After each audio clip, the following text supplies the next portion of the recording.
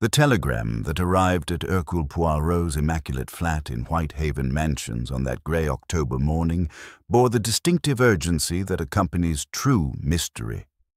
Poirot, who had been arranging his breakfast with geometric precision, paused in his methodical placement of the marmalade pot to examine the yellow paper with his characteristic attention to detail. "Sacré," he murmured, his green eyes scanning the message with growing interest. "Hastings, mon ami, regard this most curious communication." Captain Arthur Hastings looked up from his morning paper, noting the particular gleam in his friend's eye that invariably preceded their most intriguing cases. "What is it, Poirot? Another mystery for your little grey cells?" "Perhaps, mon vieux. Listen to this.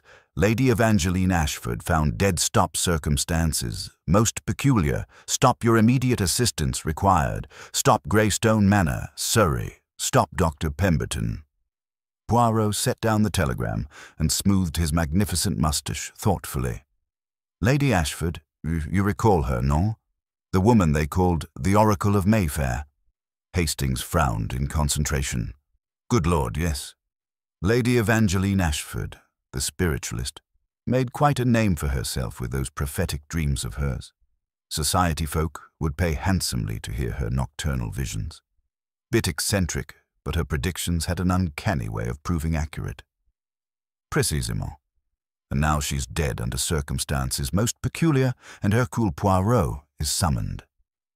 His fingers drummed against the pristine tablecloth in a rhythm that spoke of mental machinery already in motion.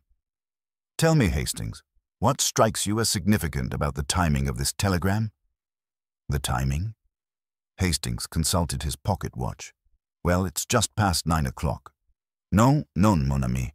Consider, today is the 13th of October.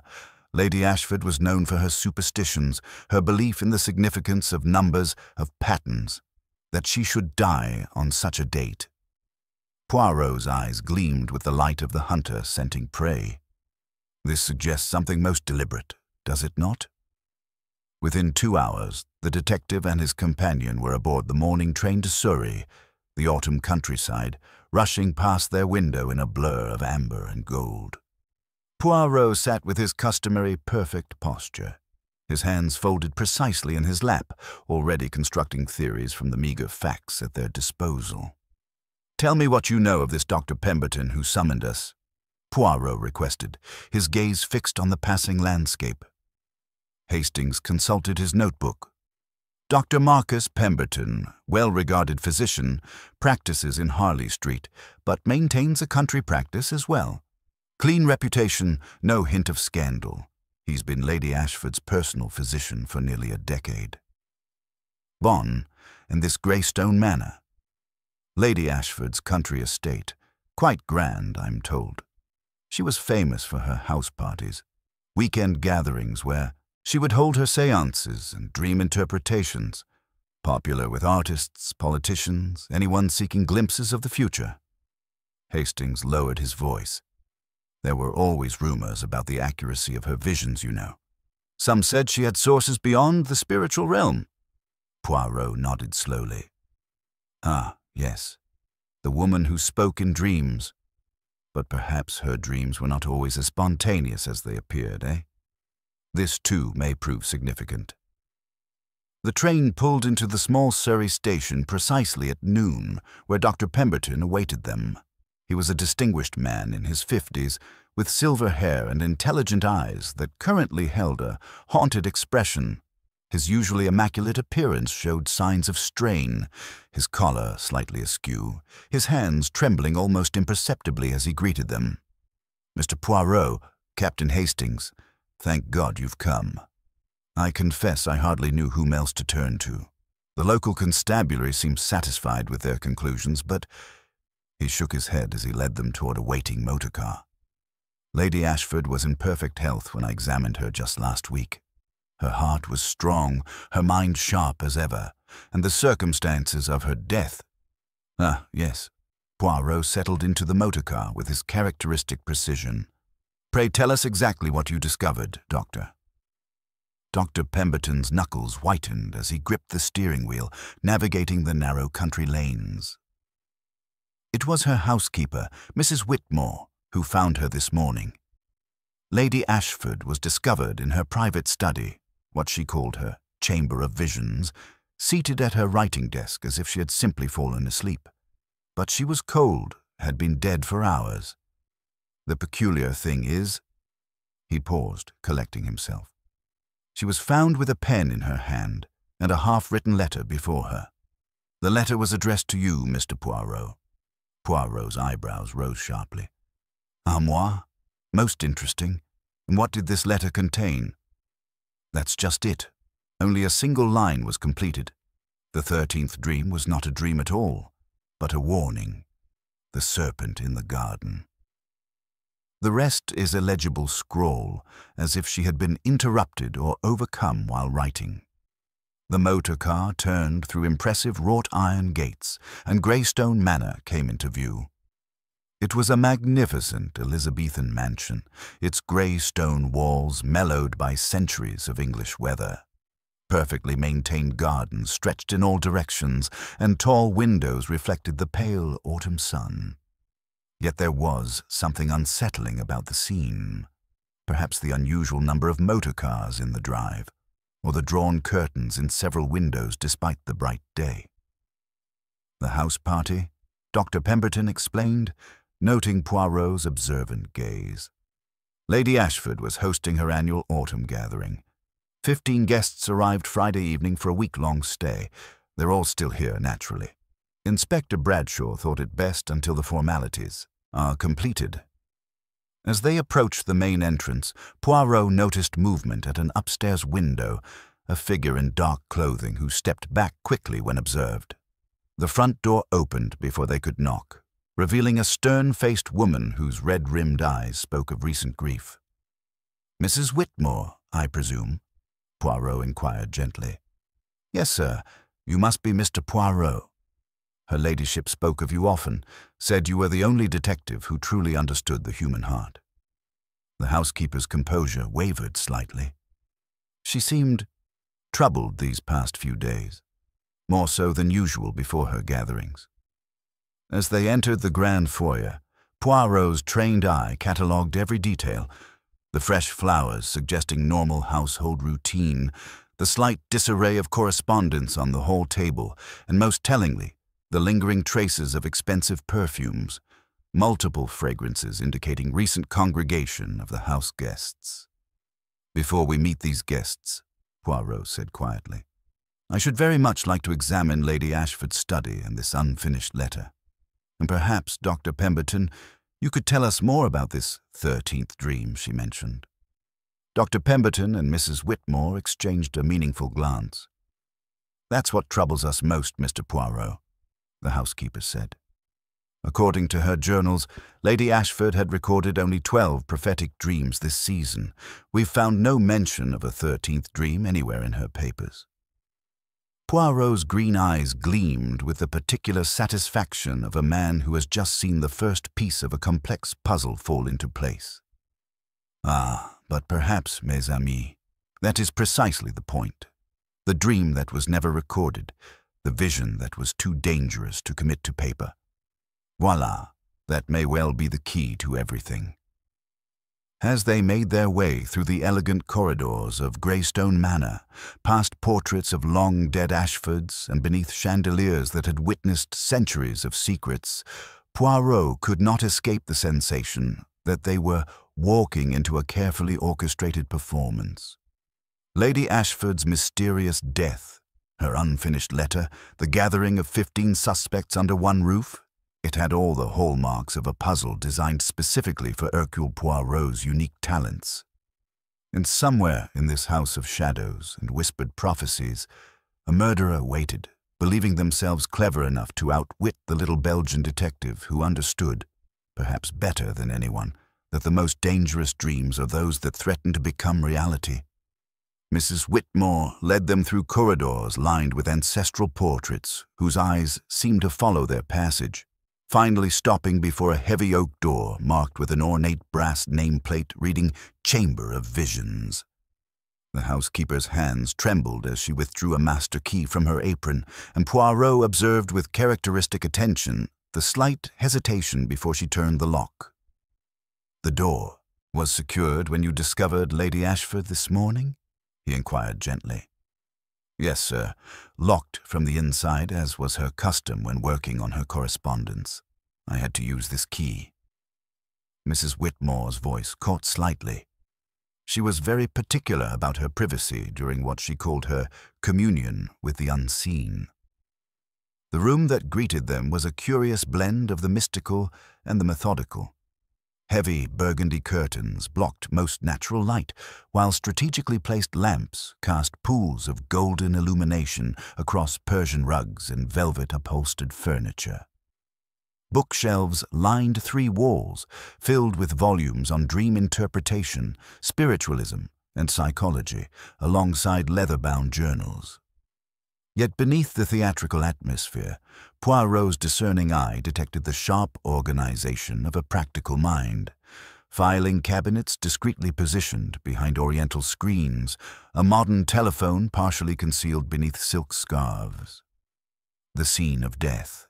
Lady Ashford's writing desk occupied the room's center, positioned to catch the morning light when the curtains were drawn. Though her body had been removed, her presence lingered in the precise arrangement of papers and the half-finished letter that lay exactly as she had left it. Poirot approached with the reverence of a scholar, examining ancient manuscripts, his green eyes cataloguing every detail. "Permettez-moi," he murmured, producing his magnifying glass. The handwriting began with Lady Ashford's characteristic flowing script, but deteriorated rapidly into illegible scratches. "Most curious, mes amis. Observe the formation of these letters. They suggest not sudden illness, but rather surprise, as if something she saw or heard caused her concentration to falter entirely." The fountain pen rested in its porcelain holder with suspicious neatness. Poirot bent closer, noting the slight ink stain on the blotter and a barely perceptible dusting of silk fibers where an elbow had rested. "See here, Hastings. If one writes in great distress, does one replace the pen so carefully? Or does one let it fall?"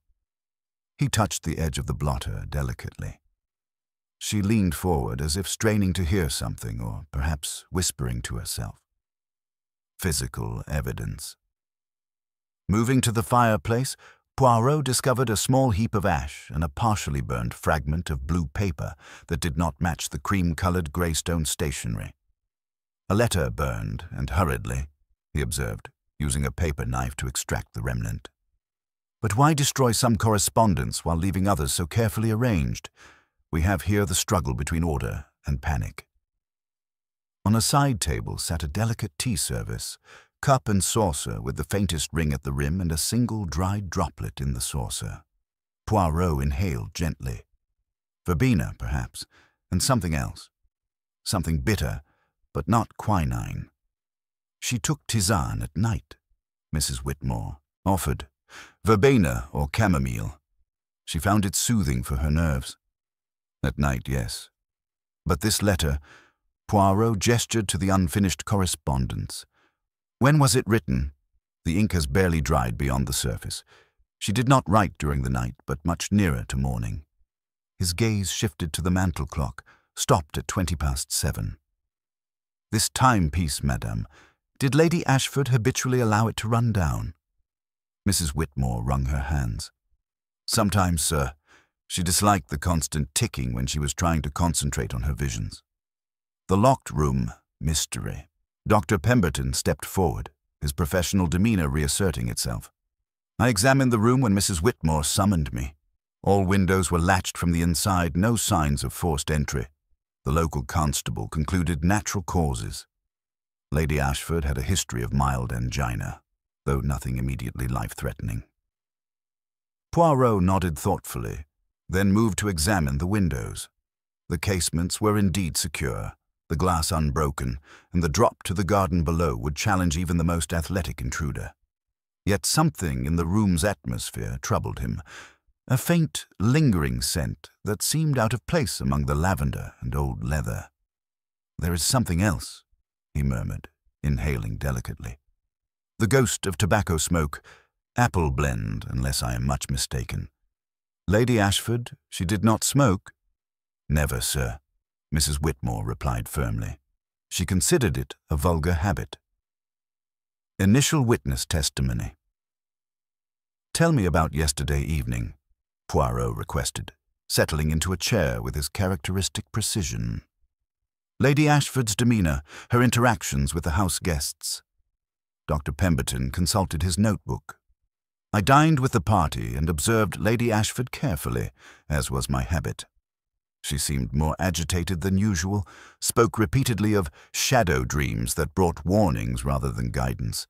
She mentioned feeling watched, sensing malevolent intentions among her circle. And the guests themselves? 15 in total, you said? Yes, a mixture of regular attendees and newcomers. Lady Ashford had been expanding her circle recently, seeking what she called fresh perspectives for her visions. Mrs. Whitmore's voice dropped to a whisper, but she confided to me that some of the new guests asked rather pointed questions about her methods, her accuracy rates. Poirot's eyebrows rose fractionally. They questioned the authenticity of her prophetic abilities. Not openly, sir, but there were whispered conversations. Some seemed to think Lady Ashford might have been supplementing her supernatural insights with more earthly information. The unfinished warning. Returning to the desk, Poirot studied the incomplete letter once more. The 13th dream was not a dream at all, but a warning. The serpent in the garden. He looked up at his companions. This reference to a serpent, it appears elsewhere in the room. Mrs. Whitmore pointed to a watercolour hanging on the wall, depicting the south lawn where a topiary hedge had been trained into the suggestion of a coiled creature. It was a fancy of the late Lord Ashford's. We call it the serpent hedge. The children always loved it.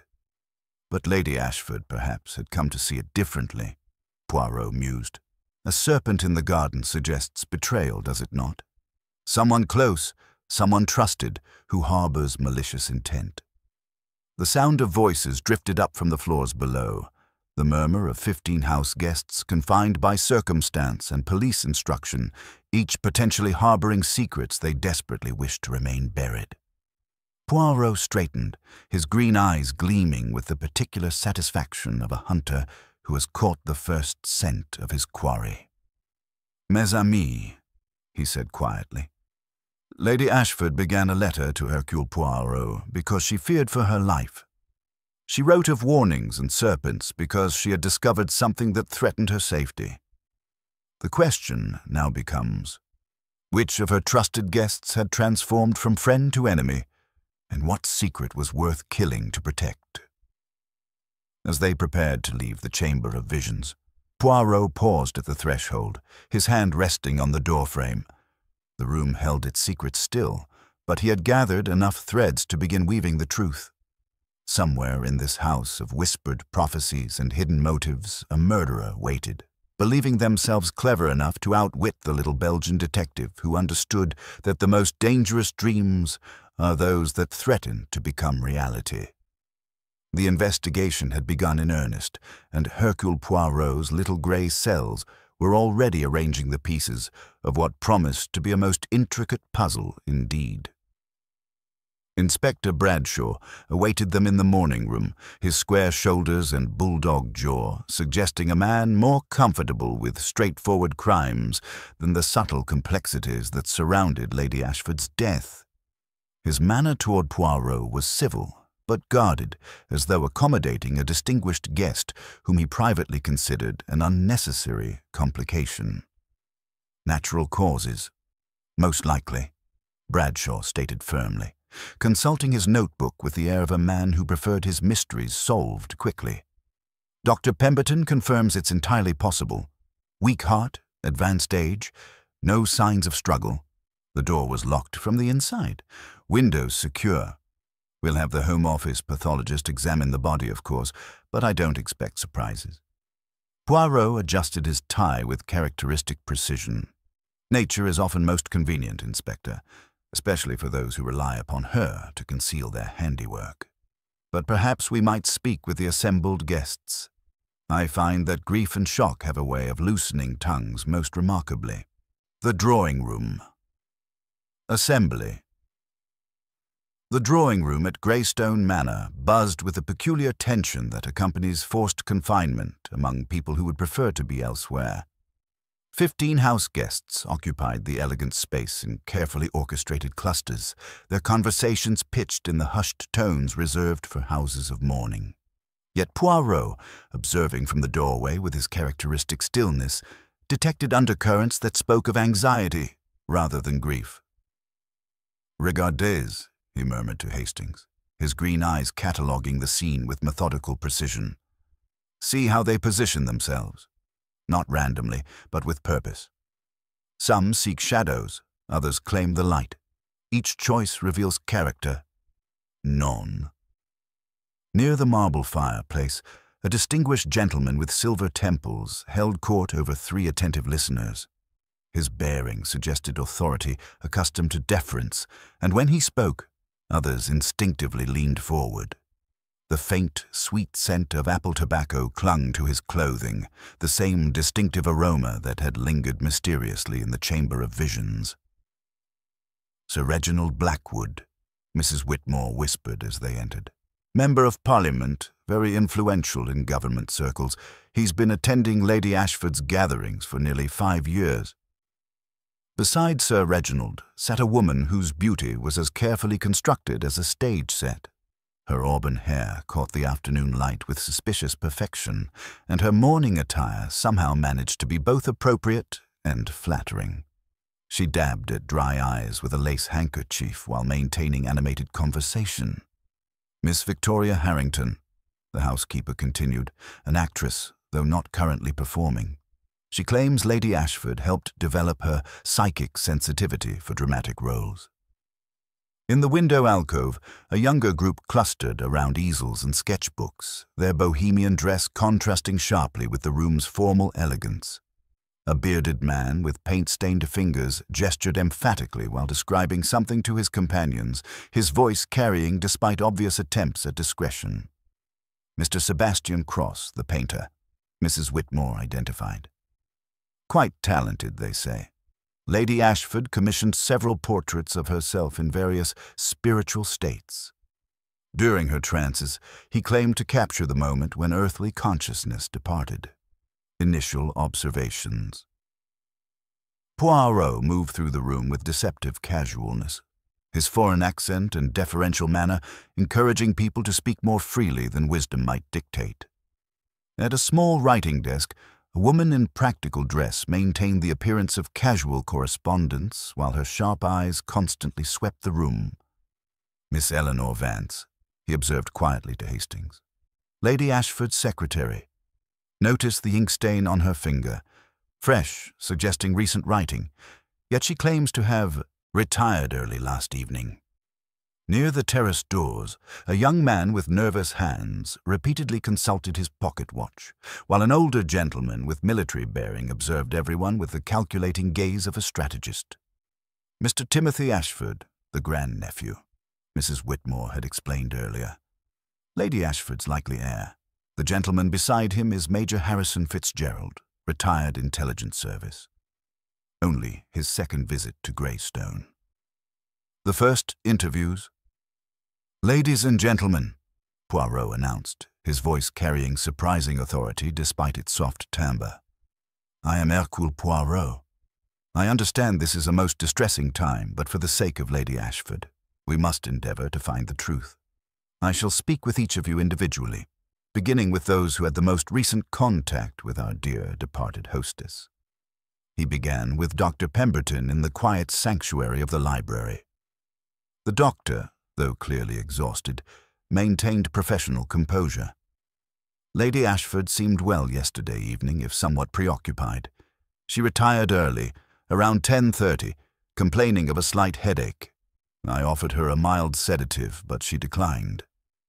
"You were often here, Doctor," Poirot observed, his eyes noting a small, almost imperceptible stain on the doctor's cuff.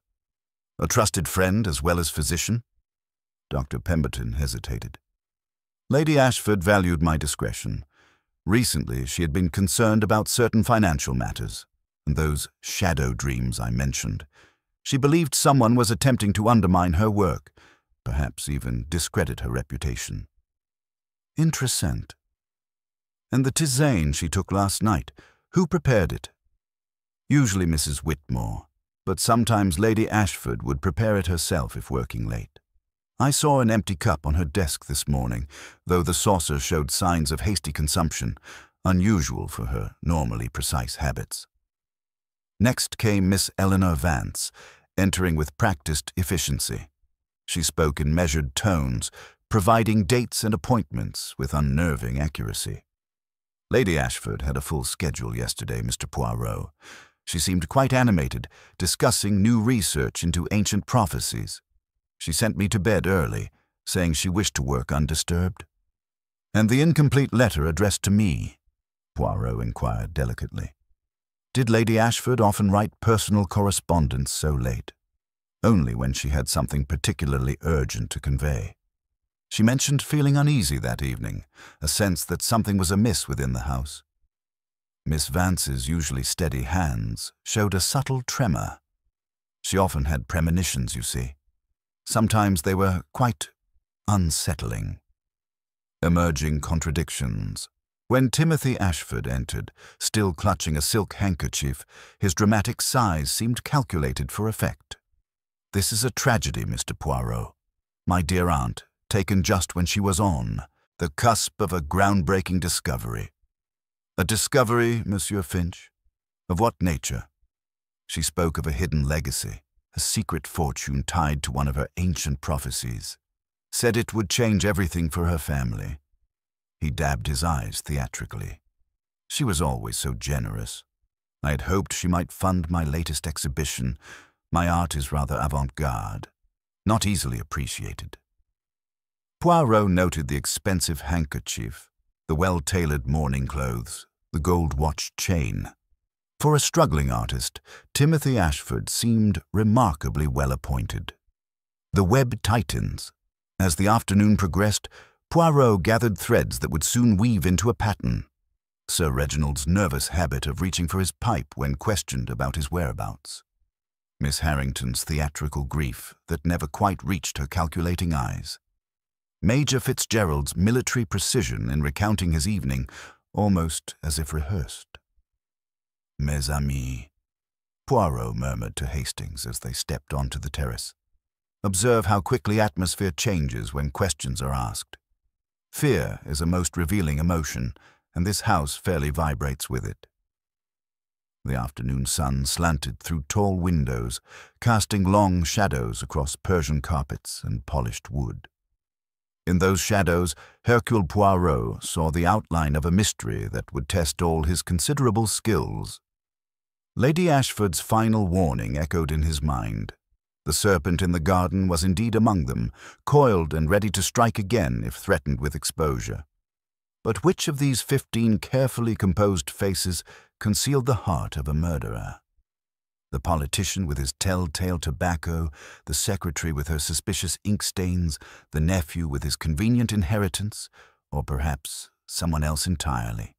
Someone whose deception ran deeper than surface appearances suggested? The investigation had begun in earnest, and already Poirot sensed that Lady Ashford's death was merely the first movement in a symphony of secrets that would soon crescendo into revelation. The woman who spoke in dreams had foreseen her own danger, but even her prophetic gifts had not been enough to save her from the serpent that had slithered too close to strike.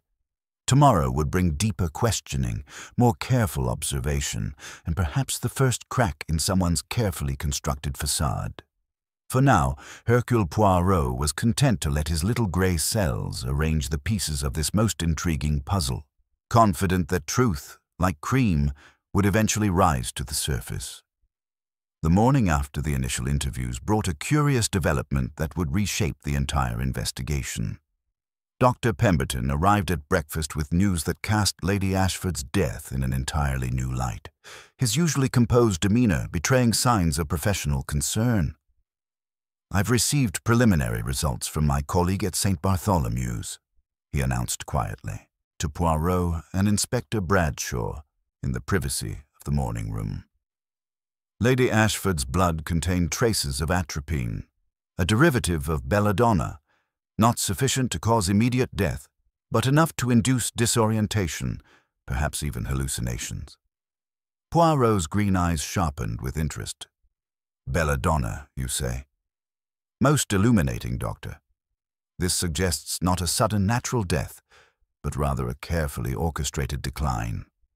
Someone with botanical knowledge, perhaps even medical training, administered just enough to compromise her faculties while maintaining the appearance of natural causes. Inspector Bradshaw frowned, his straightforward approach to crime detection struggling with these subtleties. But who would have access to such substances, and how was it administered? Précisément. The questions we must answer, Poirot replied, his mind already cataloguing possibilities. But first, let us examine what this revelation tells us about our suspect's true motives. The hidden financial web. Poirot's request to examine Lady Ashford's private papers yielded discoveries that painted a far more complex picture than anyone had anticipated. Miss Eleanor Vance, summoned to unlock the filing cabinets in the Chamber of Visions, revealed a meticulous system of correspondence that spoke to Lady Ashford's sharp business acumen. Lady Ashford was not merely a spiritualist, Miss Vance explained, producing a leather portfolio marked Confidential Investments. She had developed quite sophisticated financial interests, often guided by what she called her prophetic insights. Among the documents, Poirot discovered correspondence regarding a substantial investment in a Rhodesian diamond mine, championed by one Alistair Finch and endorsed by Sir Reginald Blackwood. The projected returns were extraordinary, almost fantastically so. £50,000, Hastings whistled softly, examining the bank transfer records. That's a fortune, Poirot. Indeed, mon ami, and observe the dates. This investment was made just 3 weeks ago, following what Lady Ashford described as her most vivid prophetic dream yet. Poirot's fingers drummed thoughtfully against the desk.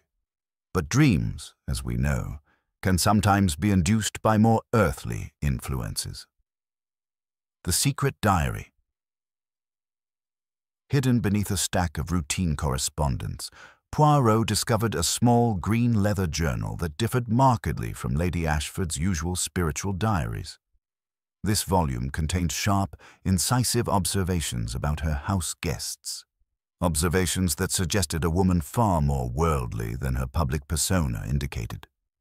Reading selected passages aloud, Poirot revealed Lady Ashford's true assessment of her visitors. Sir Reginald's political grandeur masks desperate financial straits.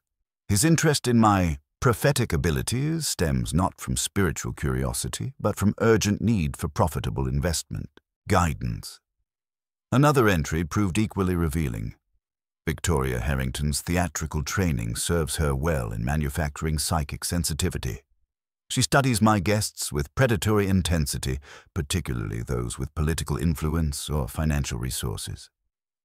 Most damaging was Lady Ashford's assessment of her grandnephew.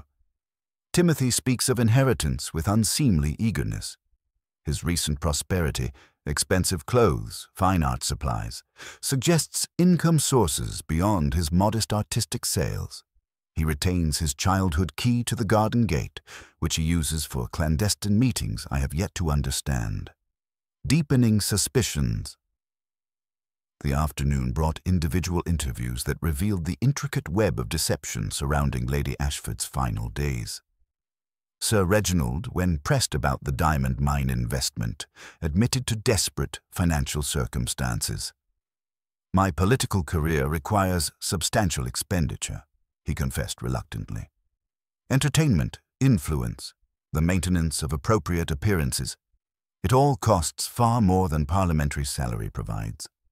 Lady Ashford's investment acumen seemed divinely inspired. I may have encouraged her interest in certain opportunities. Miss Victoria Harrington's interview proved equally illuminating. Her theatrical training became apparent as she struggled to maintain consistent and emotional responses to Poirot's gentle but persistent questioning. "Dear Evangeline was so trusting," she said, dabbing at eyes that remained suspiciously dry. She believed everyone shared her spiritual purity. I tried to warn her that some people might exploit her generous nature, but she insisted on seeing only the good in everyone. Yet when Poirot mentioned the diary entries, Miss Harrington's composure cracked slightly. She was observant, I'll grant you that. Perhaps too observant for her own good. The locked room. Reconsidered. Returning to the Chamber of Visions, Poirot conducted a more thorough examination of the room's security. His trained eye detected subtle signs that the locked room was not as impregnable as it initially appeared. A thin coating of beeswax on the window latch suggested external manipulation, while scratches on the lock mechanism indicated recent tampering. "Voilà," he murmured to Hastings, pointing out nearly invisible thread marks on the window frame. The room was secured from within, yes, but not necessarily by Lady Ashford herself. Someone with patience and skill could have arranged the scene to suggest natural death in a locked chamber. The discovery of faint impressions on the desk blotter proved equally significant. Using a technique learned from document experts, Poirot revealed ghostly traces of words not present in the unfinished letter. Garden, midnight, serpent, V. V for Victoria, Hastings suggested. Or perhaps for Vance. Or, Poirot replied thoughtfully, for vengeance, a motive that encompasses many possibilities. The 13th dream revealed. The most significant discovery came in Lady Ashford's final diary entry, dated the evening before her death. The 13th dream was no dream at all, but a waking revelation of betrayal. The diamond mine is a fabrication designed to fleece the desperate and gullible, but the true architect of this deception is not who I initially suspected. The serpent in my garden wears a familiar face, someone I trusted completely. She had continued, "I've written to Hercule Poirot. If something happens to me, he will understand the significance of what I have discovered. The evidence is hidden where only the most observant will think to look. In plain sight, yet invisible to those who see only what they expect to see." Mounting tension. As evening approached, the atmosphere at Greystone Manor grew increasingly oppressive. The house guests, aware that suspicion had fallen upon several of their number, began to eye each other with barely concealed distrust. Conversations ceased abruptly when others entered rooms, and nervous glances replaced the civilized discourse that had characterized earlier gatherings. Dr. Pemberton reported that Miss Harrington had complained of stomach distress after her afternoon tea, though her symptoms were mild compared to what might be expected from belladonna poisoning. "Either someone is practicing their technique," he observed grimly, "or testing our vigilance." The pattern emerges. Standing in the conservatory as darkness fell, Poirot reflected on the day's revelations. The financial fraud, the forged documents, the carefully administered poison, all suggested a methodical mind with access to Lady Ashford's most private affairs. "The murderer is someone who knew her habits intimately," he explained to Hastings. "Someone who could predict her routines, access her food and drink, and arrange the scene to suggest natural causes. But they made one crucial error. They underestimated Lady Ashford's own investigative abilities." The sound of footsteps on gravel drew their attention to the garden, where a figure moved stealthily among the topiary hedges. In the moonlight, the serpent-shaped hedge cast sinuous shadows that seemed to writhe with malevolent life. "Mon ami," Poirot whispered, "I believe we are about to witness the final act of this elaborate deception. The serpent in the garden is about to reveal itself, but not in the manner it intends." As they watched from the conservatory's shelter, the mysterious figure approached the study windows with practiced stealth, confirming Poirot's growing suspicion that Lady Ashford's death was merely the first movement in a symphony of deception that would soon reach its crescendo. The investigation had entered its most dangerous phase, where the murderer, feeling the net closing, might be driven to desperate measures.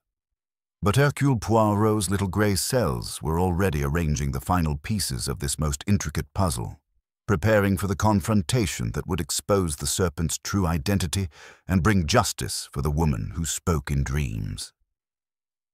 Tomorrow would bring the gathering that would strip away all pretenses and reveal the truth hidden beneath layers of careful deception. The 13th dream had indeed been a warning, and now Hercule Poirot would ensure that Lady Ashford's final prophecy would not go unfulfilled. The morning after the atropine revelation brought a transformed atmosphere to Greystone Manor. The elegant breakfast room, which had previously hosted civilized conversation, now crackled with barely suppressed tension. Every glance carried suspicion, every word was weighed for hidden meaning, and the 15 house guests moved with the careful deliberation of people who knew they were being watched. Poirot entered precisely at 8 o'clock, his immaculate appearance contrasting sharply with the haggard faces around the mahogany table. Inspector Bradshaw followed close behind, his expression grim with the weight of official duty. "Ladies and gentlemen," the inspector announced without preamble, "we have confirmed that Lady Ashford was murdered. The atropine found in her system was administered deliberately over a period of several days, culminating in a fatal dose delivered through her evening tisane." The suspect's reactions. The announcement struck the room like a physical blow. Timothy Ashford's teacup clattered against its saucer, his face draining of color. Miss Victoria Harrington let out a theatrical gasp, though Poirot noted her eyes remained calculating rather than shocked. Sir Reginald Blackwood's hand moved instinctively toward his pipe, then stopped abruptly as if remembering where he was. Most interesting to Poirot was Miss Eleanor Vance's reaction, or rather, her lack of one. While others displayed various degrees of surprise and distress, the secretary maintained her professional composure with an almost unnatural stillness. Her hands remained steady on her coffee cup, but the knuckles showed white beneath the skin. "This means," Inspector Bradshaw continued, "that everyone present is now under suspicion. No one will be permitted to leave Greystone Manor until this matter is resolved." Dr. Pemberton cleared his throat nervously. "Inspector, surely you don't suspect everyone equally. The method of poisoning suggests someone with botanical or medical knowledge." "Précisément, Doctor," Poirot interjected smoothly. "But let us not limit our thinking too quickly. Atropine, while requiring some knowledge to obtain and prepare, is not beyond the reach of anyone with access to the right resources or the right connections." The first false lead. The morning's systematic search yielded what appeared to be a breakthrough. In Timothy Ashford's room, hidden beneath a loose floorboard near his bed, Inspector Bradshaw discovered a small glass vial containing traces of white powder. Laboratory testing confirmed the presence of atropine.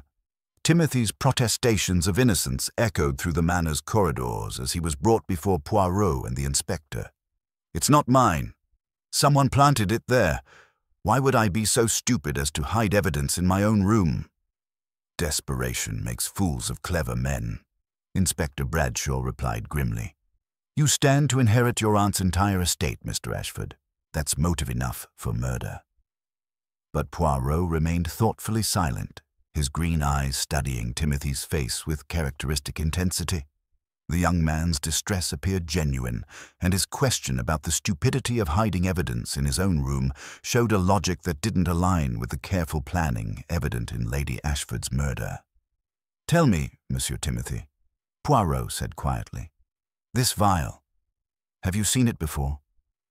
"Never, I swear it," Timothy's voice cracked with desperation. "Someone is trying to frame me, Mr. Poirot. You have to believe me." Poirot's psychological game. Rather than immediately challenging the evidence, Poirot chose to observe how the other suspects reacted to Timothy's apparent guilt. The relief was palpable among several guests. Shoulders relaxed, conversations resumed, and the oppressive atmosphere lightened considerably. Sir Reginald, in particular, seemed to regain his political confidence, holding forth at lunch about the tragedy of young men led astray by financial pressures. Miss Harrington's theatrical grief diminished noticeably, replaced by animated discussions about her upcoming auditions. But it was Miss Vance's reaction that most intrigued Poirot. While others showed obvious relief, she maintained her professional demeanor while exhibiting subtle signs of increased vigilance. Her eyes frequently darted to the windows as if expecting someone, and she twice excused herself to check on household matters that Mrs. Whitmore could have handled. The Garden Vigil. That evening, Poirot positioned himself in the conservatory with a clear view of the gardens. His instincts, honed by years of criminal investigation, suggested that the murderer might feel compelled to return to the scene, either to retrieve something or to ensure their deception remained intact. Near midnight, his patience was rewarded. A figure emerged from the servants' entrance, moving with practiced stealth across the moonlit lawn. The person approached the serpent hedge with obvious familiarity, kneeling at its base to retrieve something from beneath the carefully trimmed boxwood. The figure was tall and slender, moving with a fluid grace that spoke of regular physical activity. Most tellingly, they navigated the garden paths without hesitation, suggesting intimate knowledge of Greystone's grounds. As Poirot watched, the figure completed their task and began to retreat toward the house. But a loose stone on the garden path caused a momentary stumble, and something small and metallic fell to the ground with a soft chime. New evidence? The next morning, Poirot's examination of the garden revealed the dropped item, a small key bearing the distinctive patina of frequent use. More significantly, his careful search of the serpent hedge's base uncovered a shallow depression in the earth, recently disturbed. "Someone has been using this location as a hiding place," he explained to Hastings.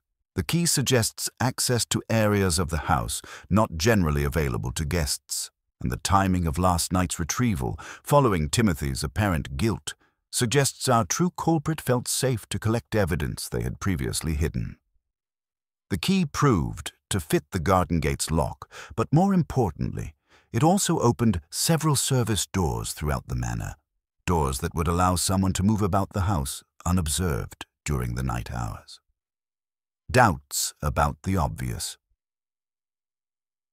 Despite mounting pressure from Inspector Bradshaw to arrest Timothy Ashford, Poirot expressed growing skepticism about the young man's guilt. During afternoon tea, he addressed the assembled company with characteristic directness. "The evidence against Monsieur Timothy appears compelling," he began, his voice carrying clearly through the drawing-room. "Yet Hercule Poirot finds himself troubled by certain inconsistencies. A murderer, clever enough to administer poison over several days, to arrange a locked room death, and to leave an unfinished warning letter. Would such a person be so careless as to hide evidence in their own bedroom?" Several guests shifted uncomfortably, but Poirot continued. "Non, mes amis. This suggests either remarkable stupidity or deliberate misdirection, and nothing about Lady Ashford's murder suggests stupidity." The serpent's true nature. As evening approached, Poirot reflected on Lady Ashford's final words. The serpent in the garden was not a dream at all, but a warning. The symbolism was clear: betrayal by someone trusted, someone close enough to strike without suspicion. The planted evidence, the convenient timing of its discovery, and the mysterious midnight visitor all pointed to a more complex truth. Someone had orchestrated Timothy's apparent guilt while carefully concealing their own involvement. "The serpent, mon ami," Poirot murmured to Hastings as they walked through the evening shadows, "is not the obvious suspect who stumbles into view. It is the one who remains coiled in the darkness, striking only when the moment is perfect." Tomorrow would bring deeper investigation, more careful observation, and perhaps the first crack in the murderer's carefully constructed facade. For Hercule Poirot was certain that the true killer walked among them still, believing themselves safe, behind their elaborate deception. The woman who spoke in dreams had indeed foreseen her danger, but her warning had been more prescient than even she realized. The serpent in her garden was not merely present, it had been there all along, waiting patiently for the perfect moment to strike. And now, with one false suspect in custody, it might grow bold enough to reveal itself through its very confidence. The psychological game had begun in earnest, and Hercule Poirot's little grey cells were already weaving the threads that would ultimately expose the truth hidden beneath layers of careful deception. The morning brought a development that would prove crucial to unraveling the mystery at Greystone Manor. Poirot, with his characteristic attention to methodical detail, announced his intention to examine every key that granted access within the estate. The request rippled through the household with an undercurrent of unease. For keys, as Poirot well understood, represented the physical tokens of permission, and permission, when misused, breeds opportunity for crime. The key, examination. In the morning room, Mrs. Whitmore presented a wooden tray bearing what resembled a small museum of metal implements. House keys, cupboard keys, heavy exterior keys with their baroque wards, and slender instruments that opened the discreet doors of service corridors lay in tidy ranks. Poirot examined each with delicate precision, inquiring calmly about ownership and purpose, while Inspector Bradshaw hovered with barely concealed impatience. Miss Eleanor Vance presented her key ring. Last, the secretary's chain practical rather than ostentatious, each key bearing neatly typed labels that spoke to her methodical nature. Poirot lifted one key and compared its bow to the one he had recovered from the garden the previous evening. The resemblance was unmistakable. "This one," he said mildly, tapping the garden-found key, "opens the east service door and, I believe, the garden gate. Miss Vance, do you possess its counterpart?" Her response came without hesitation, her voice level and professional. "I did, Mr. Poirot. I mislaid it these past 2 days. I assumed it had slipped from its ring and would be found by the staff in due course." "Most interesting," Poirot replied, his tone remaining gentle. "You will forgive me if I retain this one for the present, as it may prove significant to our investigation." Psychological pressure. Applied. Rather than pursuing direct confrontation, Poirot chose to apply subtle psychological pressure through individual interviews. His approach was masterful in its indirection, suggesting lines of thought that were not, in the strictest sense, questions at all. With Sir Reginald in the smoking room, where the faint, sweet ghost of his favoured apple tobacco lingered, Poirot polished a silver match tray while observing the politician's reflection. "You are a man of influence, sir. Reginald. A statesman must value foresight. I imagined you were much attached to Lady Ashford's investments of the soul, as one might call them." The politician sighed with practised weariness. "I believed she possessed a gift, Mr. Poirot, or at least the ability to unite the intangible with the practical. Does that strike you as criminal?" "Not at all, but it interests me that you visited her study yesterday afternoon. The scent of your tobacco is remarkably faithful. It remains even when its owner has departed." Sir Reginald stiffened visibly. "I went to plead for patience regarding a certain opportunity. She dismissed me kindly. If my tobacco lingers, it merely demonstrates that quality resides even in aroma." The secretary's composure. Tested. With Miss Vance, Poirot chose the realm of documentation, producing the scorched fragment of blue paper discovered in Lady Ashford's fireplace. Someone urged Lady Ashford to burn this correspondence. Someone who understood that its foreign shade would betray the author. Blue paper, Miss Vance, that differs from the house stationery. From where might such paper originate? Her eyes remained steady, though Poirot detected the slightest tension in her posture. Lady Ashford occasionally received notes from a Mayfair club whose stationery is robin's egg blue. She used to remark that such a frivolous colour could carry serious secrets. "Ah, most illuminating." Poirot's delight seemed genuine. "You see how much I learn from you. That represents a most valuable relationship between a lady and her secretary, does it not?" each teaching the other, setting the trap.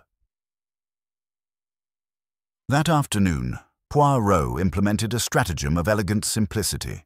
In the Chamber of Visions, he arranged the desk as if to receive its living mistress, placing upon its surface a single cream envelope sealed with his oval monogram.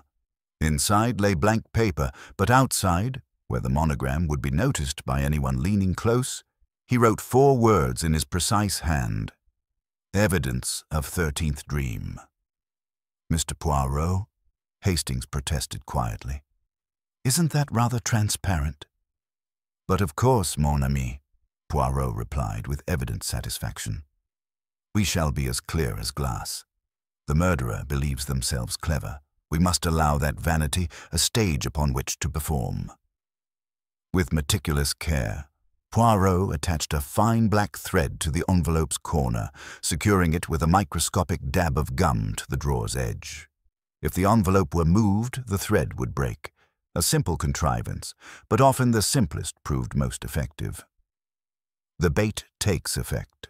At luncheon, Poirot allowed fall the casual remark that the Home Office expert had nearly succeeded in recovering writing from the burned fragment of blue paper. "It is a most curious science," he observed audibly. "One can discern what was pressed into the page beneath, even when the page above is destroyed. I fancy the name may be legible by this evening." The reactions were illuminating. Sir Reginald lit his pipe with hands that remained steady. Miss Harrington smiled and praised scientific progress. Major Fitzgerald asked sensible questions about technique, but Miss Vance said nothing at all, and when she reached for the salt, her sleeve brushed a wine-glass, setting it ringing with a small, clear sound like a signal given and answered. The serpent moves. Afternoon brought steady rain that muffled footsteps and lowered voices throughout the manor. Poirot positioned himself strategically where he could observe approaches to the Chamber of Visions, using a marble statue in a corridor niche as his pretext for apparent contemplation. At precisely 4 o'clock, with the household gathered for tea, the study's lock clicked softly. But this was not the front entrance. Instead came the whisper of a service door, the faintest scrape of wax against wood, and then a breath of air that stirred the heavy curtains within. Poirot remained motionless, listening to the almost inaudible sequence of sounds. A drawer easing open, the hush of paper being lifted, and finally the microscopic ping of a thread parting under strain. The process was as delicate and inevitable as a single hair breaking. Confirmation and anticipation. When Mrs. Whitmore returned 10 minutes later to find the study door serenely locked and the key exactly as she had left it, Poirot rose with the satisfaction of a man whose theories had received confirmation. "Come, Hastings," he said softly, warmth evident in his voice. "Our serpent has moved at last. It is in the nature of such creatures to leave traces, however carefully they believe themselves to glide. We shall collect these traces, and soon we shall be prepared to invite all present to hear a discourse on dreams, betrayals, and the curious habits of those who imagine themselves invisible." The psychological game had reached its crucial phase. The murderer, feeling the pressure of Poirot's methodical investigation, had been forced into action. The trap had been sprung, the evidence gathered, and now Hercule Poirot's little grey cells were arranging the final pieces of this most intricate puzzle. Tomorrow would bring the gathering that would strip away all pretenses and expose the serpent's true identity. Lady Ashford's warning about the 13th dream would finally be understood, and justice for the woman who spoke in dreams would at last be served. The stage was set for Hercule Poirot's most masterful revelation, where every deception would be laid bare and every question answered with the inexorable logic that had made him the world's greatest detective. The morning brought confirmation that Poirot's psychological trap had succeeded beyond his expectations. Returning to the Chamber of Visions with Hastings and Mrs. Whitmore, the Belgian detective approached his carefully prepared desk with the satisfaction of a chess master observing his opponent's inevitable move. The trap revealed. The envelope lay precisely where he had placed it, but the telltale black thread had been severed cleanly in two. Poirot bent over the drawer with his magnifying glass, his trained eye cataloguing every microscopic detail that betrayed the midnight visitor's presence. "Regardez, mes amis," he murmured, indicating a barely perceptible smear along the drawer's inner rail. "Beeswax again. Our serpent maintains consistent habits, and here—" he lifted the envelope delicately to his nose. "The faintest trace of lemon verbena soap, not perfume. Someone who values cleanliness over seduction." The envelope's contents remained untouched, blank paper that had served its purpose merely by existing. "The thief took nothing and left nothing," Poirot observed with quiet satisfaction, "yet reveals everything. We must thank them for their most educational visit." The handwriting revelation. Later that morning, Poirot implemented a stroke of psychological genius. Gathering the house guests in the morning room, he produced Lady Ashford's leather-bound memorial album and requested each person contribute a brief remembrance. "A simple gesture of respect," he explained gently. "Perhaps you might write the phrase that has echoed through these tragic days, 'The serpent in the garden,' as Lady Ashford so often spoke of hidden betrayals."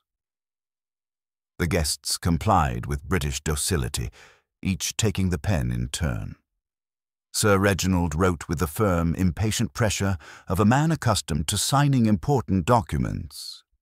Miss Victoria Harrington produced decorative flourishes that threatened to overwhelm the simple phrase. Major Fitzgerald's military precision showed in every carefully formed letter.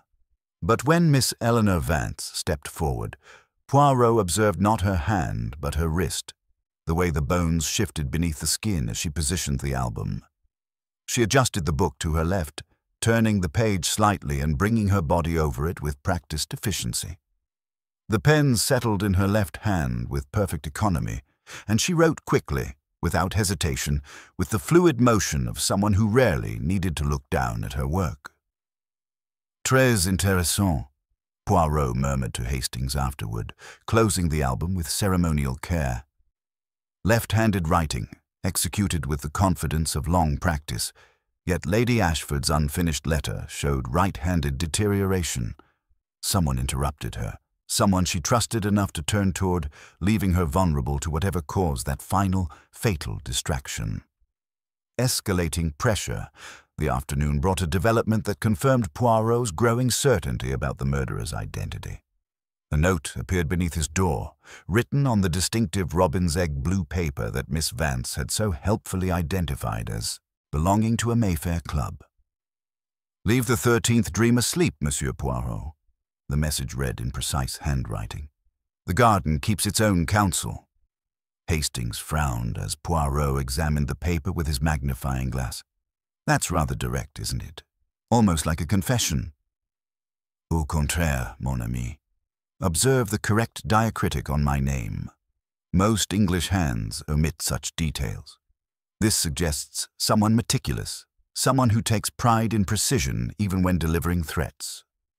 Poirot held the paper to the light, revealing the watermark. "And see how it is folded. Exact thirds, perfectly aligned.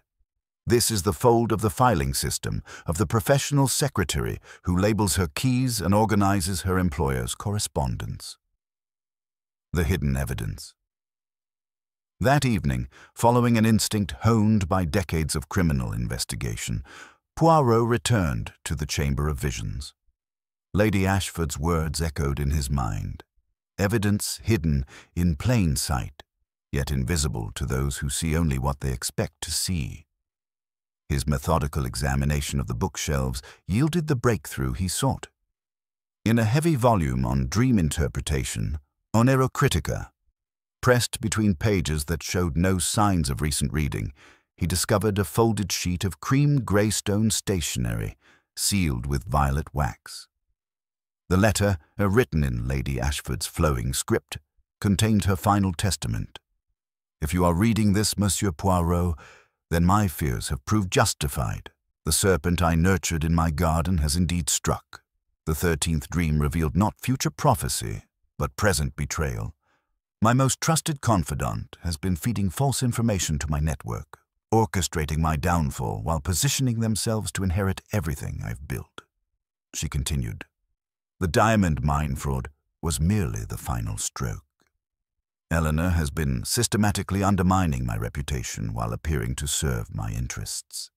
She possesses the knowledge, the access, and, most dangerously, the complete trust that would allow her to poison my evening tisane without suspicion. Look for the evidence in her private papers. She has been too methodical to destroy everything. The net closes. As Poirot carefully refolded Lady Ashford's final message, he felt the familiar satisfaction of seeing all pieces fall into their proper places.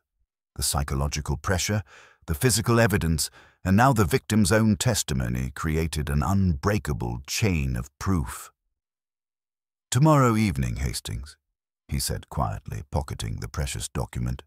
"We shall gather everyone in the drawing room. The serpent has coiled long enough in the shadows of Greystone Manor. It is time to bring it into the light, where its true nature can be seen by all." The woman who spoke in dreams had indeed foreseen her own death, but her final prophecy would be fulfilled through the methodical investigation of Hercule Poirot.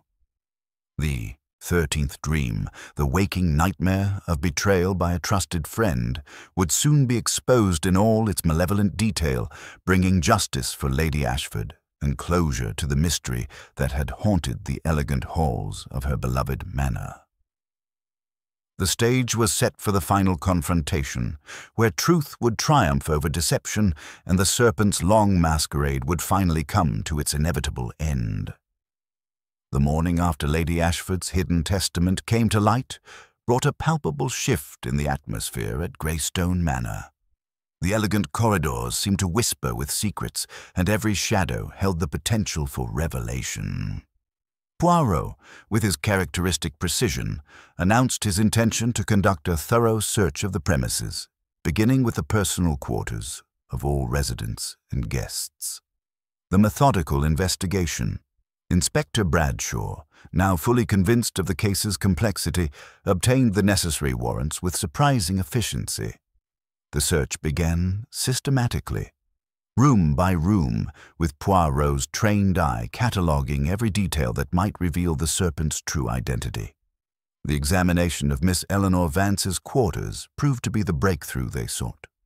Her room displayed the same meticulous organization that characterized her professional life.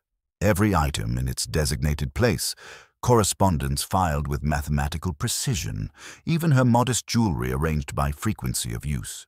Yet it was precisely this obsessive orderliness that betrayed her. Poirot's attention was drawn to a traveling trunk positioned beneath the window.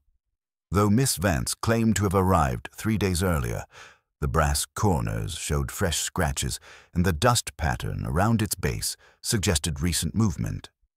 The hidden evidence. Within the trunk's silk-lined interior, Poirot discovered the ingenuity that had made Miss Vance such an effective criminal. The bottom appeared solid, but gentle pressure revealed a false compartment containing documents that would have destroyed Lady Ashford's reputation entirely. "Regardez, Inspector," Poirot murmured, his voice tight with controlled anger.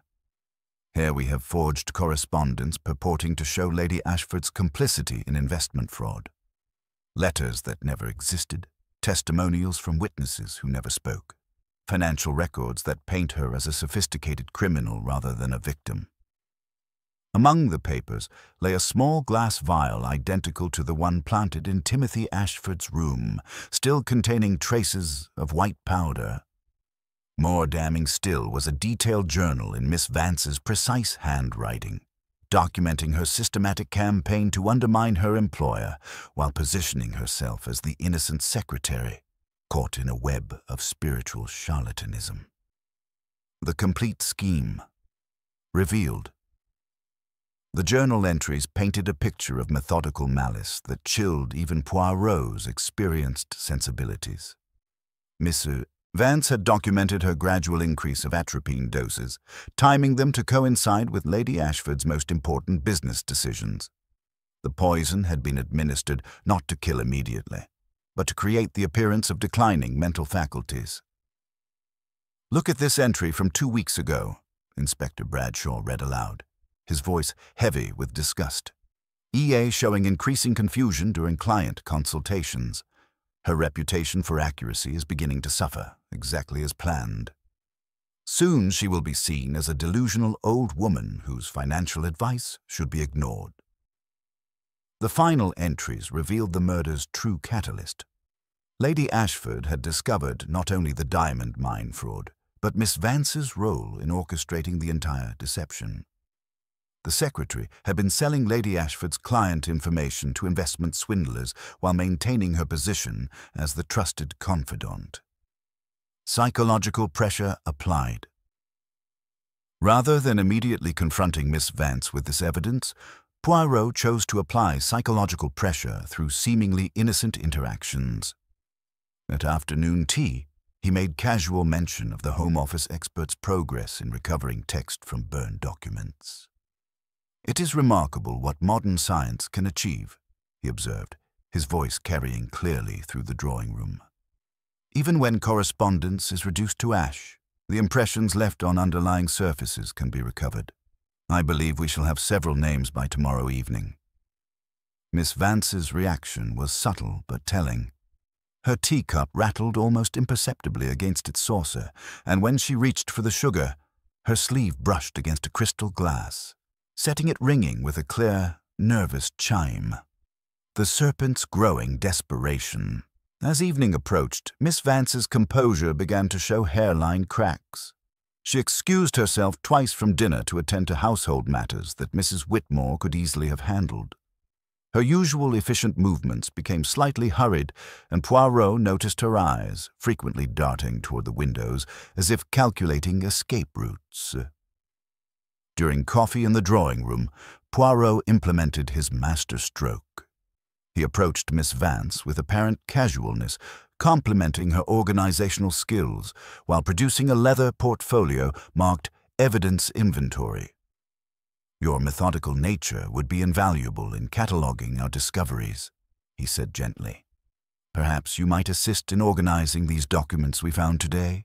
They require someone with your particular expertise." The color drained from Miss Vance's face as she recognized several items from her hidden compartment. Her professional mask slipped for just a moment, revealing the calculating mind beneath. The trap closes. That evening, Poirot positioned himself strategically where he could observe the service corridors. His instincts, honed by years of criminal investigation, suggested that the mounting pressure would force the murderer into desperate action. Near midnight, his patience was rewarded. The soft click of a service door, followed by careful footsteps on the servants' stairs, confirmed his suspicions. Miss Vance moved through the darkened corridors with the confidence of someone who knew every creaking board and potential obstacle. But when she reached her destination, the Chamber of Visions, she found Poirot waiting in the shadows, his small figure radiating quiet authority. "Bonsoir, Miss Vance," he said softly. "I wondered when you might feel compelled to return to the scene of your greatest triumph, or perhaps your greatest mistake. The final preparation." The confrontation was brief but decisive. Faced with the physical evidence from her hidden compartment and caught in the act of attempting to destroy additional proof, Miss Vance's carefully constructed facade finally crumbled. Yet even in defeat, she maintained a cold dignity that spoke to the calculating mind that had orchestrated Lady Ashford's downfall. "You understand nothing," she said quietly, her voice steady despite her circumstances. She was weak, trusting, living in a fantasy world while real opportunities passed her by. I gave her success, I built her reputation, and she would have destroyed it all with her ridiculous scruples. Setting the stage. As Inspector Bradshaw led Miss Vance away under guard, Poirot felt the familiar satisfaction of seeing justice served. Yet one final act remained, the formal revelation before all assembled suspects, where every deception would be laid bare and every question answered. "Tomorrow evening, mes amis," he announced to the remaining household. We shall gather in the drawing room for the final chapter of this most intricate mystery. Lady Ashford's warning about the serpent in her garden will be fully understood, and the woman who spoke in dreams will finally receive the justice she deserves. The stage was set for Hercule Poirot's most masterful revelation, where the methodical unraveling of Miss Vance's elaborate deception would demonstrate once again that no crime, however carefully planned, could withstand the relentless logic of the world's greatest detective. The 13th dream would finally be explained, and the serpent's long masquerade would come to its inevitable end. The drawing room at Greystone Manor had been transformed into a theatre of justice, its elegant proportions now serving as the stage for Hercule Poirot's final revelation. The remaining 14 house guests occupied chairs arranged in a careful semicircle, their faces reflecting the complex emotions of people who had lived for days under the shadow of suspicion. The portraits of long-dead Ashfords seemed to lean forward from their gilded frames, as if eager to witness the resolution of the mystery that had haunted their ancestral home. Inspector Bradshaw stood with official gravity near the door, while Dr. Pemberton maintained his professional composure despite the exhaustion evident in his lined features. Mrs. Whitmore occupied a chair near the windows, her red-rimmed eyes speaking to genuine grief for the woman she had served with such devotion. The stage set for truth. Poirot stepped into the center of the assembled company with the quiet authority that had made him legendary. His immaculate evening dress and perfectly waxed mustache spoke to his respect for the solemnity of the occasion, while his green eyes held the satisfaction of a man about to complete a masterpiece of deduction. "Mesdames et messieurs," he began, his accented voice carrying clearly through the hushed room. "We gather this evening to honor the memory of Lady Evangeline Ashford, the woman who spoke in dreams, but whose final vision was of a waking nightmare that threatened to destroy everything she had built." He moved with deliberate precision to the writing desk that had been brought from the Chamber of Visions, upon which lay the evidence that would expose the full scope of the deception. Lady Ashford was murdered not in a moment of passion, but as the culmination of a carefully orchestrated campaign designed to undermine her reputation while positioning her killer to inherit her life's work. The serpent's three natures. The serpent in Lady Ashford's garden possessed three distinct characteristics, Poirot continued, his voice taking on the rhythm of a master storyteller. First, it was patient. The poison, atropine derived from the deadly belladonna, was not administered with brutal haste, but in small, artful doses designed to simulate mental decline. Lady Ashford's legendary accuracy began to falter. Her investment decisions became questionable, and those who sought her prophetic guidance found instead a woman whose grip on reality seemed increasingly tenuous. He lifted a small glass vial from the desk, holding it so the lamplight caught its crystalline surface. Second, the serpent was particular. It moved through Greystone Manor with intimate knowledge. The service doors, the private keys, the understanding of when tisanes were prepared, and how Lady Ashford arranged her papers when she wished to work undisturbed. This was not the work of a stranger, but of someone who knew every detail of her daily routine. The silence in the room was profound, broken only by the soft ticking of the mantel clock and Timothy Ashford's barely audible intake of breath as he realized how close he had come to bearing the guilt for another's crime. Third, the serpent was fastidious. It polished its tracks with meticulous care, beeswax on window latches, threads pulled cleanly, envelopes replaced with the precision of a filing clerk. Even in murder, it maintained the habits of perfect organization. The locked room, deception. Moving to the tall windows, Poirot demonstrated the technique that had created the illusion of an impregnable chamber. The locked room was not the impossibility it first appeared. Observe these microscopic scratches on the window latch, this residue of beeswax that allowed external manipulation. A serpent entered through the service door using a duplicate key, administered the final fatal dose, then arranged the scene to suggest natural death in a sealed chamber. He produced a length of fine black thread, demonstrating how it could be attached to the window latch. Once the serpent slipped into the garden, the window could be drawn shut and latched from the outside. The door remained locked, as Lady Ashford herself had secured it, following her invariable habit when working on private correspondence. Dr. Pemberton leaned forward, his medical training evident in his focused attention. The final dose would have been sufficient to cause cardiac arrest, especially in someone already weakened by weeks of gradual poisoning. Précisément, doctor. And the timing was crucial, administered through the evening tisane that Lady Ashford trusted completely, prepared by hands she had no reason to suspect. The financial web. From the writing desk, Poirot lifted a leather portfolio marked with Lady Ashford's distinctive violet seal. But the murder was merely the final act in a drama of betrayal that had been unfolding for over 2 years.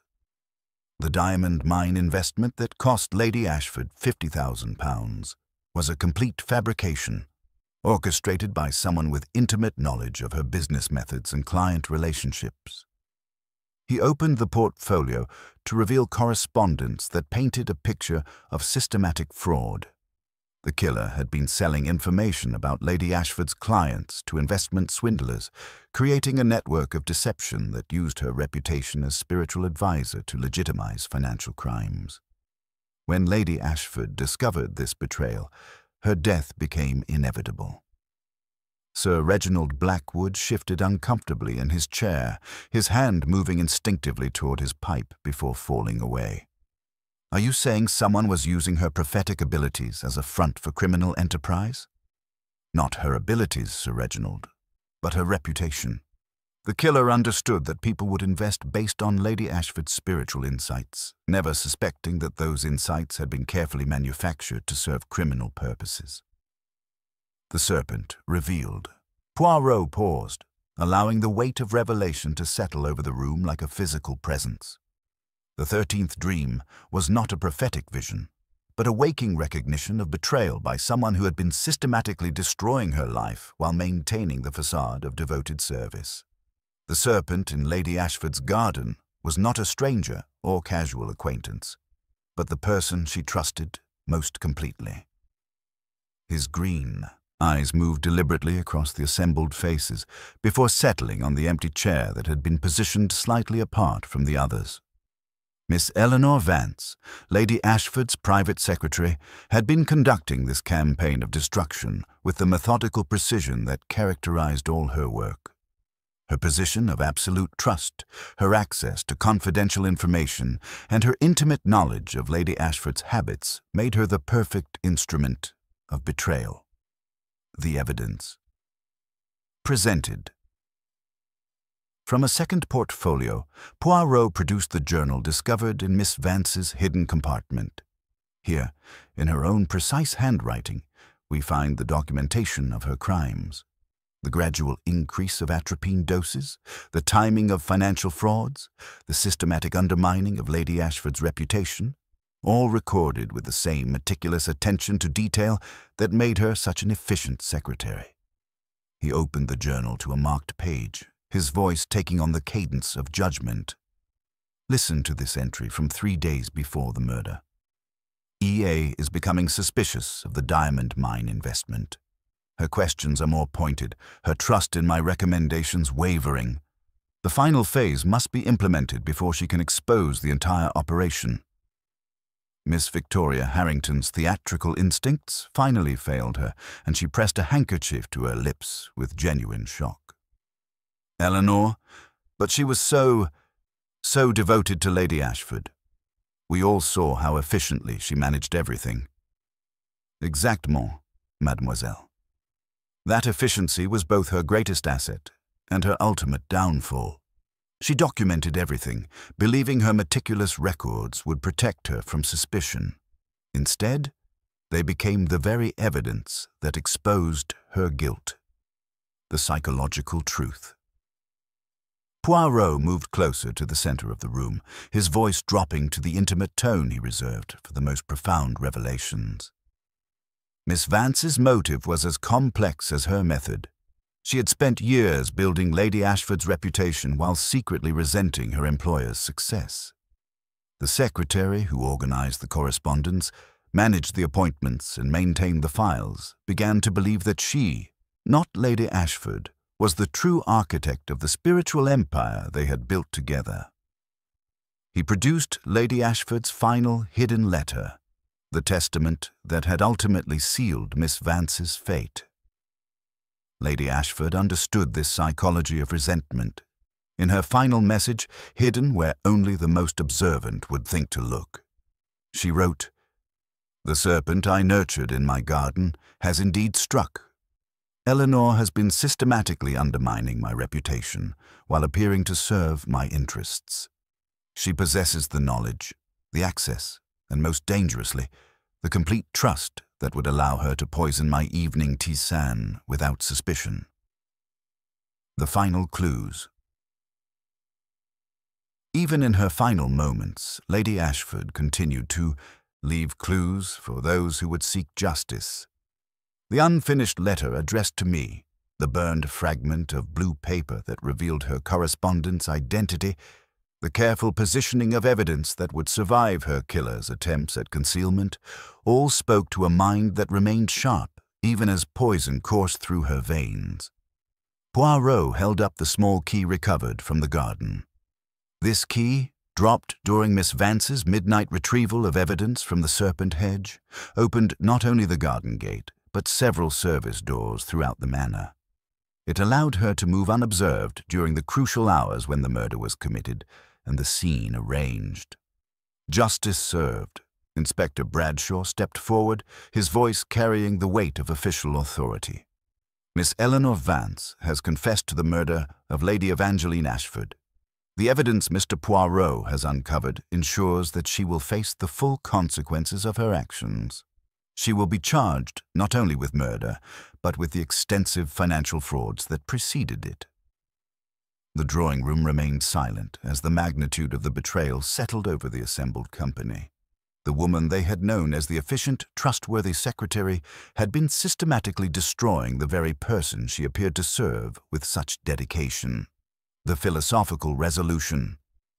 Poirot remained standing as the guests began to process what they had witnessed, his small figure somehow commanding the attention of the entire room. Lady Ashford sought to bring light into the shadows of human experience, to offer guidance to those who had lost their way. In the end, it was her own light that exposed the darkness within another. He moved to the window, gazing out at the gardens where the serpent hedge cast sinuous shadows in the moonlight. The woman who spoke in dreams has had her final prophecy fulfilled. The serpent in her garden has been exposed, and justice will be served with the same precision that characterized her own approach to the mysteries of the human heart. As the gathering began to disperse, each guest carrying the weight of what they had witnessed, Hercule Poirot reflected on the case that had tested all his considerable skills. The mystery of the 13th dream had been solved, but the human cost of betrayal would linger long after the legal proceedings concluded. In exposing Miss Vance's elaborate deception, he had once again demonstrated that no crime, however carefully planned, could withstand the relentless logic of methodical investigation and the unwavering pursuit of truth. The serpent had been cast out of the garden at last, and Lady Evangeline Ashford could finally rest in peace, knowing that her warning had not gone unheeded and that justice had been served with the precision and elegance she would have appreciated. The grey October morning that witnessed Eleanor Vance's departure from Greystone Manor seemed to exhale with relief, as though the very stones of the ancient house had been holding their breath. The serpent hedge, beaded with dew like 1,000 watchful eyes, cast sinuous shadows across the lawn as two constables escorted the former secretary to the waiting motorcar. Her composure remained intact even in defeat, her spine straight and her step measured. The habits of methodical precision persisting even as her carefully constructed world crumbled around her. The final confrontation. At the motorcar's door, Miss Vance turned to face Poirot one last time, her voice carrying the same cool efficiency that had characterized her years of devoted service. I do not ask for mercy, Monsieur Poirot. Only acknowledgement that I was necessary. Someone must maintain order when others live entirely in visions and dreams. Poirot inclined his head with characteristic courtesy, the morning light catching the perfect points of his moustache.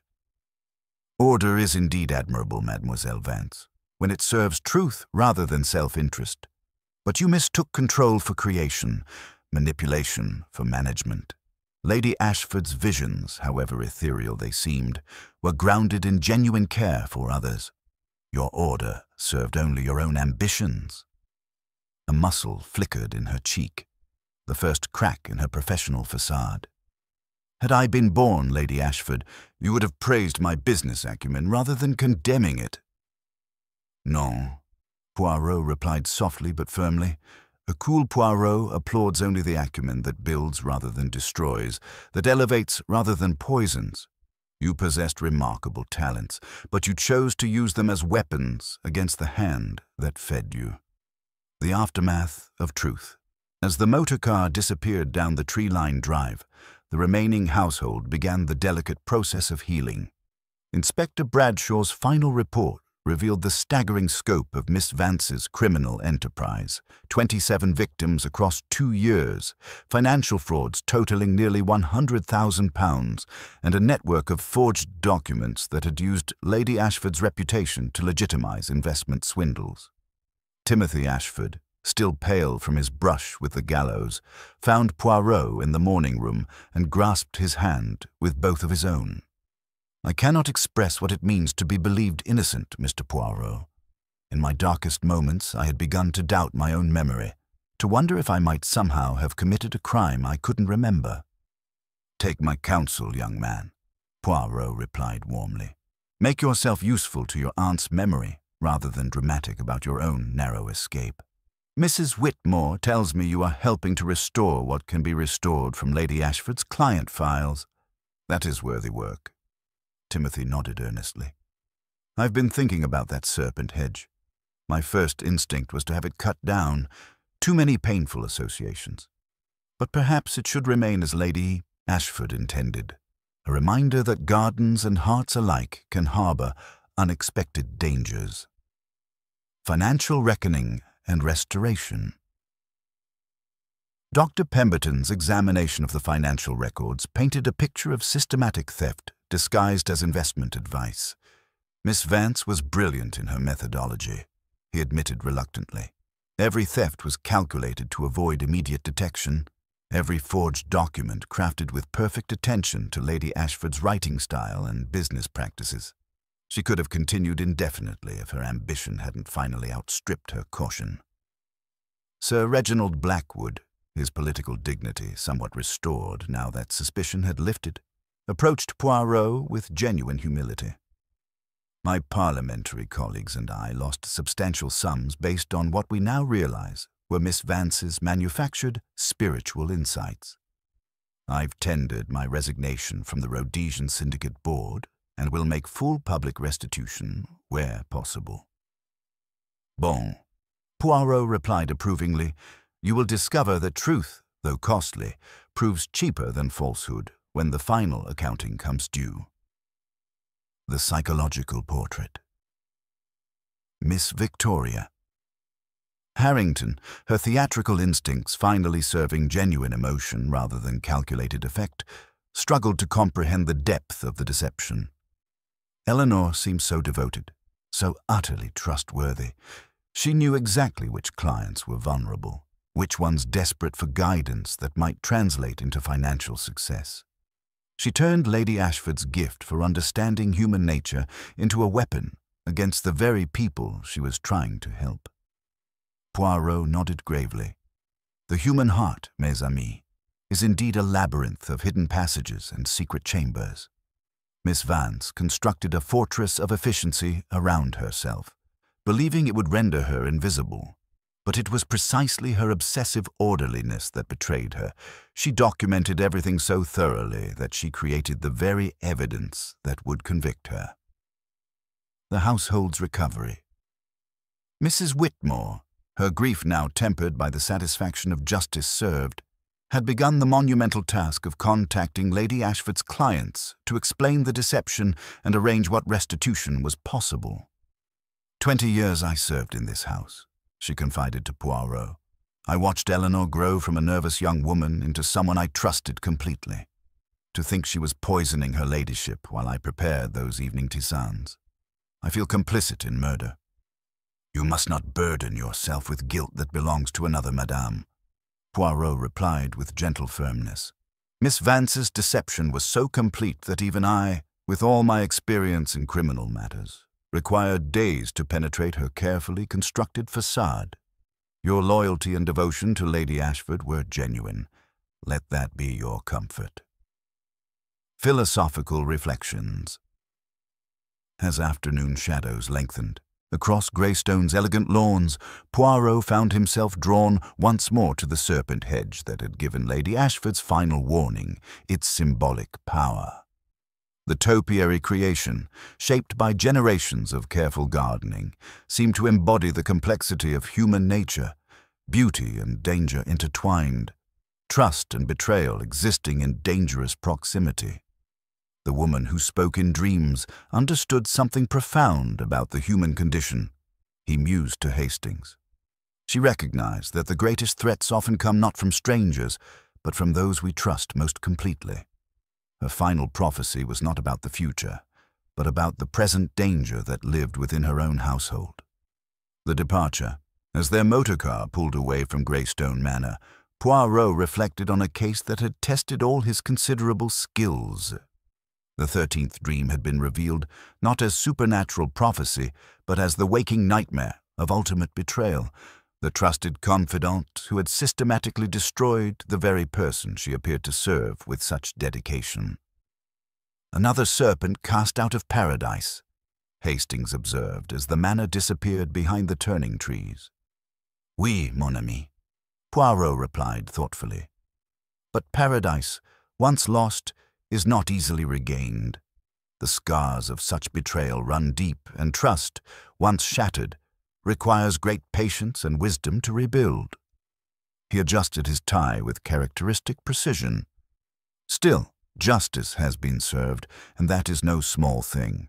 Lady Ashford's final warning has been heeded, and her memory will be honored by the truth we have uncovered. The investigation had concluded with the inexorable logic that characterized all of Hercule Poirot's greatest triumphs. The woman who spoke in dreams had found her voice in death, and her serpent had been exposed at last, proving once again that no crime, however carefully planned, could withstand the relentless pursuit of truth, guided by the little grey cells of the world's greatest detective.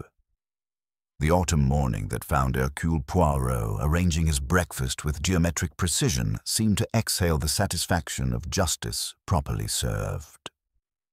3 weeks had passed since Eleanor Vance's departure from Greystone Manor in police custody, and the violet-scented letter that arrived with the morning post bore the distinctive script of Mrs. Whitmore, steady and resolute despite the trials she had endured. The aftermath unfolds.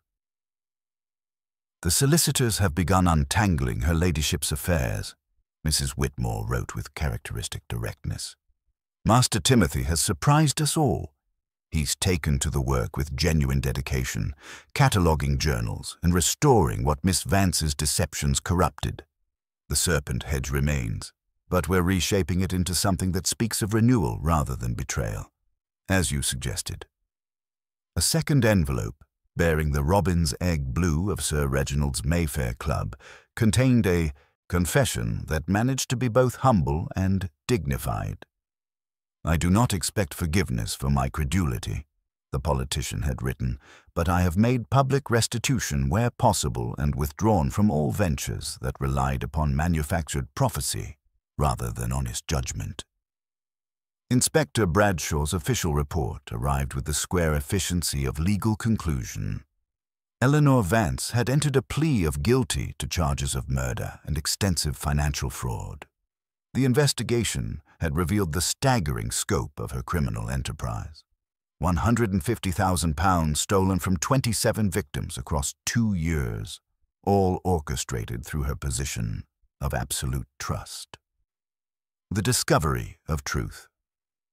Most significantly, a carefully wrapped parcel contained Lady Ashford's 13th journal, its dark green leather bearing a note in her flowing script.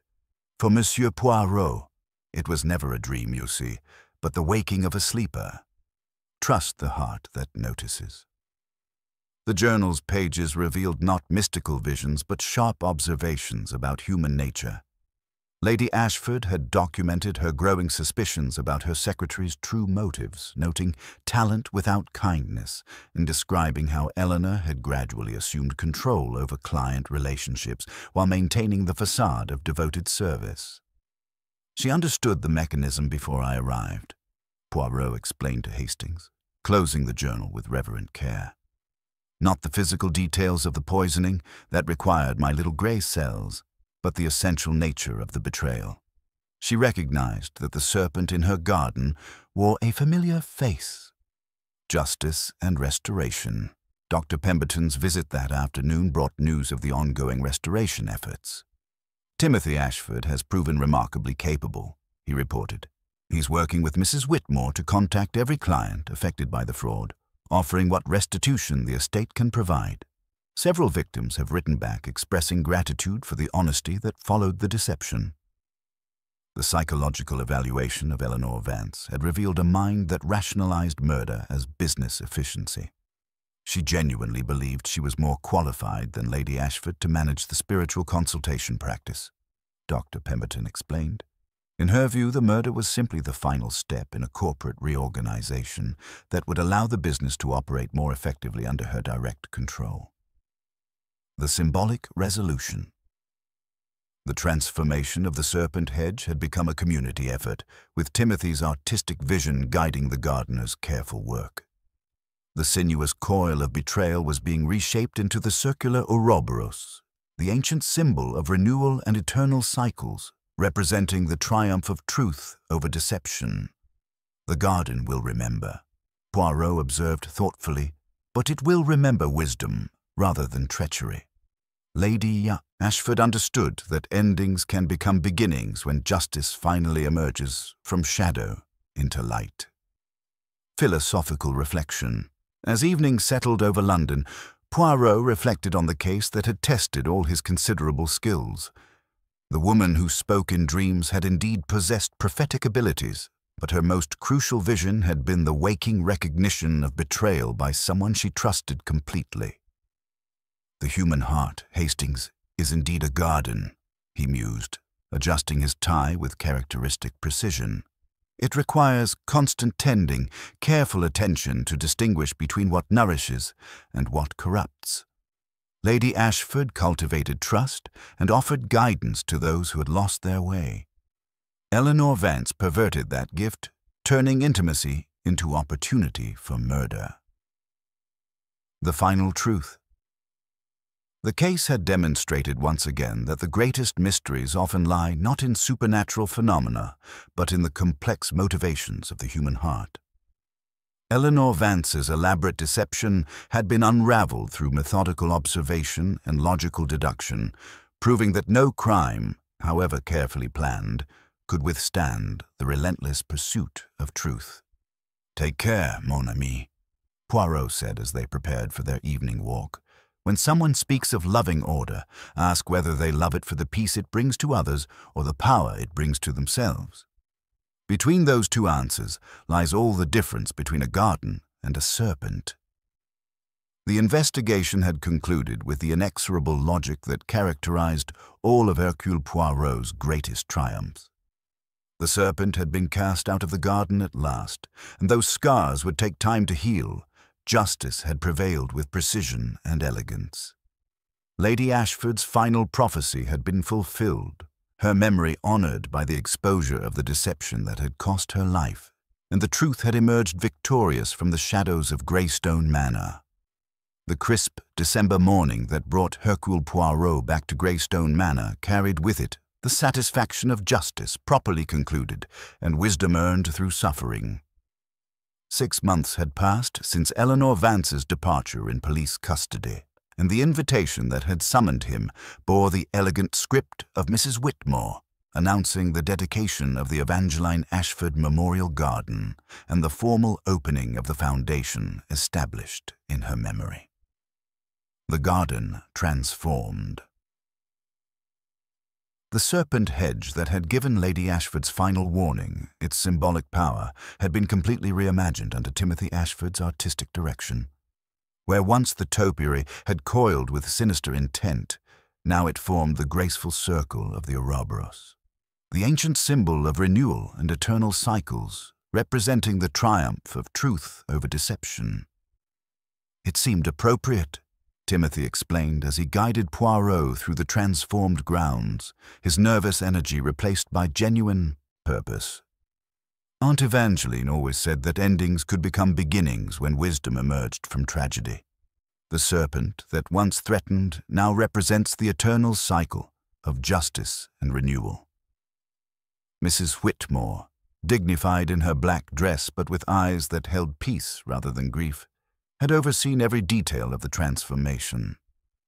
Her ladyship would have approved, she said simply. We're not hiding what happened, but showing how evil can be transformed into something that serves good. Justice and its aftermath. The trial of Eleanor Vance had concluded 3 months earlier, with a verdict that surprised no one familiar with the thoroughness of the evidence against her. Inspector Bradshaw, present for the dedication ceremony, reported the final outcome with professional satisfaction.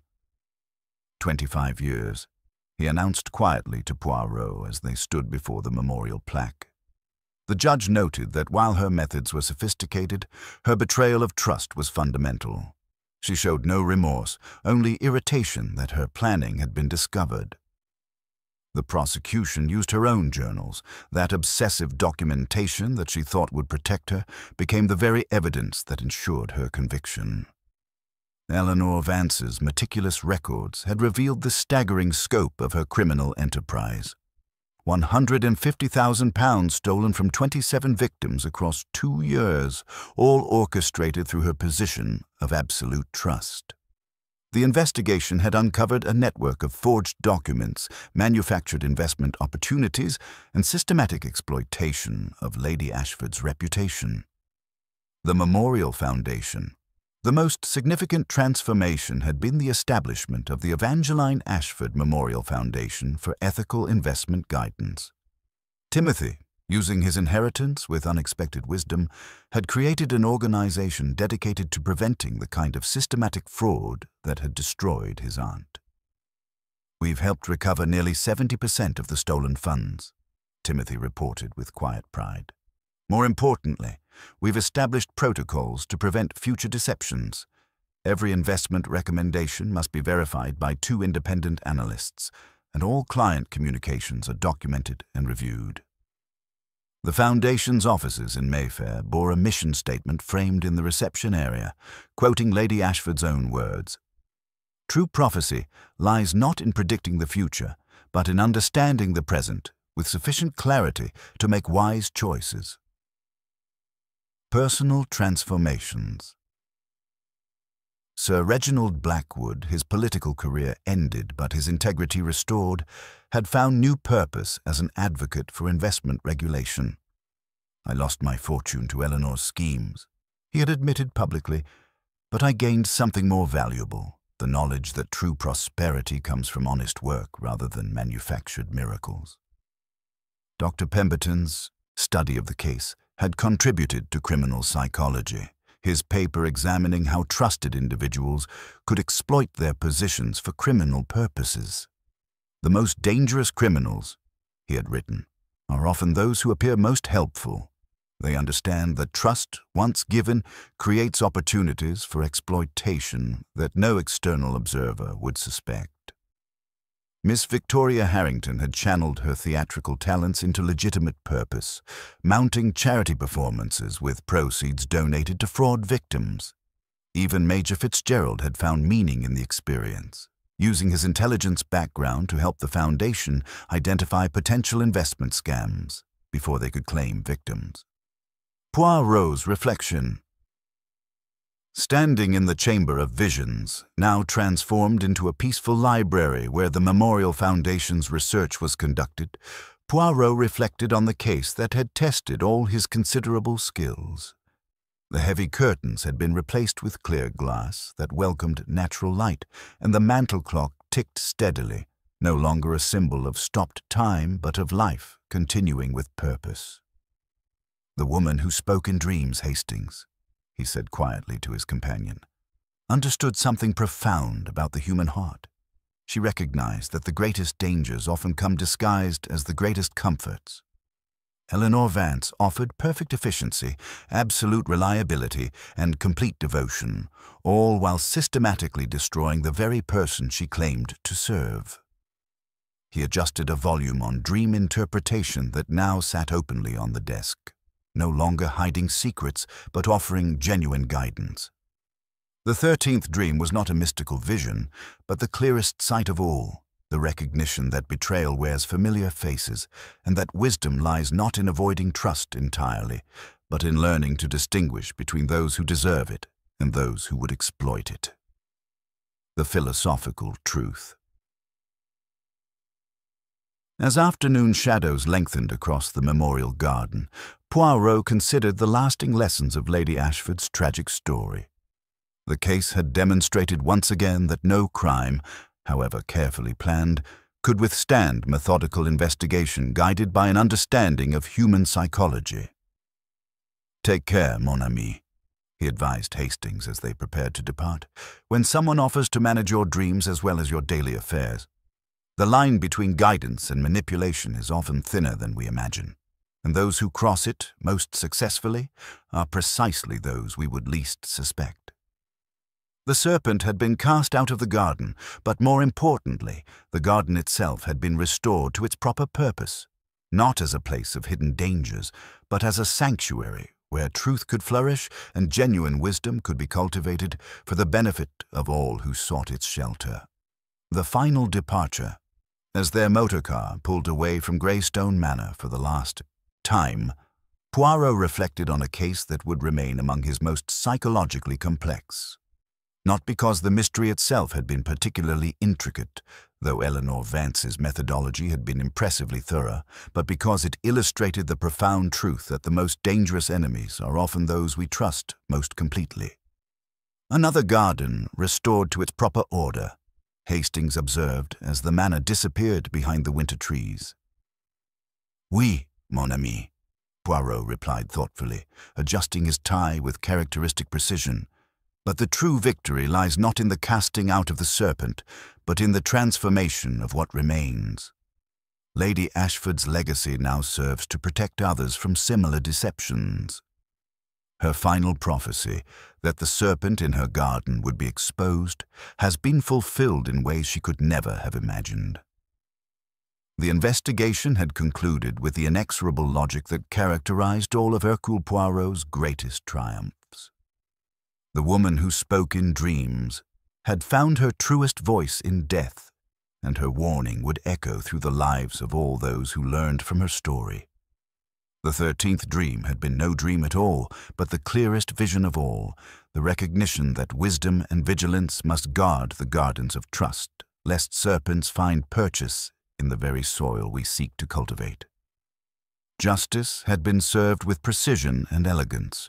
Truth had triumphed over deception, and from the ashes of betrayal, something genuinely beneficial had grown. It was, Poirot reflected with quiet satisfaction, exactly the kind of ending that Lady Evangeline Ashford, the woman who spoke in dreams, would have prophesied herself.